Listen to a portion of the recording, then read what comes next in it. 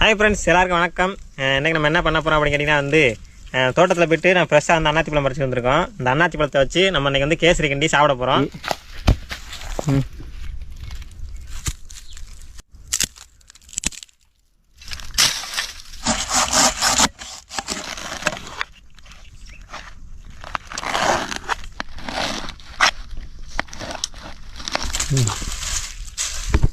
எடுத்துட்டு லைட்டாக தணல் மட்டும் கிடக்கும் போது அப்படியே நம்ம ஒர்க்கை ஸ்டார்ட் பண்ணிக்கலாம். கொஞ்சம் படம்